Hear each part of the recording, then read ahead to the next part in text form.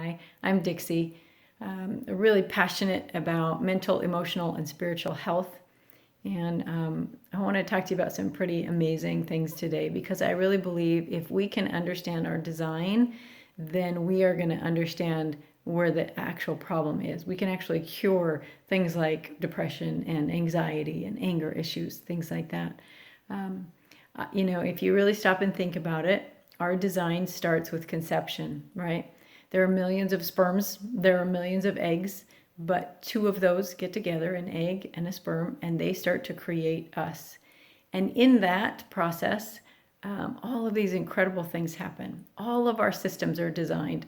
Our circulatory system, our respiratory system, our digestive system, our nervous system, and there are some other systems that I call intangible that are also designed in that place. Our thought processes, our mental processes, our emotional processes, even our spiritual processes, they are designed into us in the very beginning. And I would say we have some pre-programming. I think if you asked any parent, they would tell you that when their kids are born, they kind of come with their own unique them, right? They just come with specific things about them that, we didn't put those there. They just came that way. It's pretty awesome.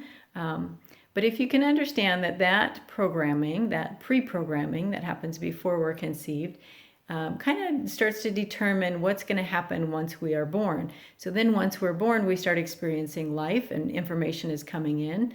And so for somebody like me, I was very sensitive. I feel like I'm a very sensitive person, very aware of emotional things. And so things affected me on a deeper level that way than maybe someone else. There are people who are very intellectual. They learn very easily and take in information mentally very easily. There are people who are connected, more spiritually from the very beginning. They just feel that connection. So recognizing that pre-programming, then we go into our lives and the programs continue to come, right? With input continues to come in, and we kind of start to filter through that based on some of our pre-programming. Some of the things we keep and some of the things we let go, some of the things we store for later. And depending on the environment that you grow up in, it's going to make a lot of difference on that program that starts to develop within you. I kind of call it an operating system. That the operating system that you're going to take into your life as you go from childhood to teenagers to, adulthood and into life, those are created from a very young age. So one of the things that really set me free was as I understood, okay, this is how this process happened. And so here I am, much later in my life, and I'm looking back saying, man, the way I'm processing information is causing me a lot of pain. The way that I'm looking at situations and thinking about things, it's really not helping me at all. So I could go back and say, all right, where did these thoughts come from? Where did I decide, the things I was going to keep and the things that I was going to get rid of? And for me, I realized that, that there was some really unhealthy stuff going on. And it started from when I was a child. The thoughts that I would keep, even until today, the thoughts that I cling to, that stay with me, are thoughts that go with my beliefs. So whatever it is I believe about myself, which again came from that childhood experience, the programming that took place, those ones I hold on to.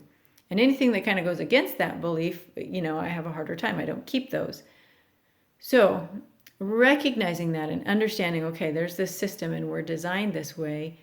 Now what? If I can recognize, and I truly believe that once you become aware of something, it is the greatest gift because now you can do something about it. So I became aware, hey, my programming is causing me pain. Let's go back and look at that programming. Let's go back and see. And the crazy thing is, I've met a lot of adults who say the same thing. That child that was accumulating information based on its surroundings, and we don't have a lot of insight when we're a child, that child is still driving my life today. And I kind of look at it like autopilot, right? If you're in an airplane, the captain puts on the autopilot, that plane is going to go wherever it was programmed to go.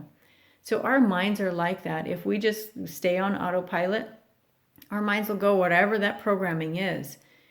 So what I've learned is that I can take the wheel. I don't have to just let my mind go wherever it wants. I can actually make a conscious, intentional decision and direct my mind where I want it to go.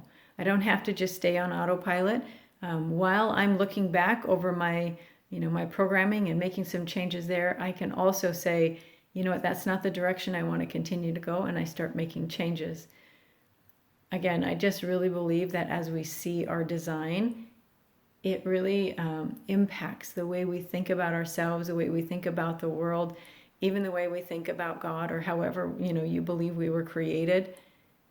When you recognize the incredible design that we have to take in thoughts, to process those, to feel emotions, and to respond to something outside of ourselves, that greater something that's out there, it's really incredible. And I hope that you will recognize, just because there's something in your past or something in your processing that maybe isn't working correctly, it doesn't mean you have to throw it all out. It just means you have to go back and make some changes. And I can tell you that taking control of my life and redirecting has created a whole new world for me. And I'm so grateful for that. So that's why I share. I hope you have an awesome day.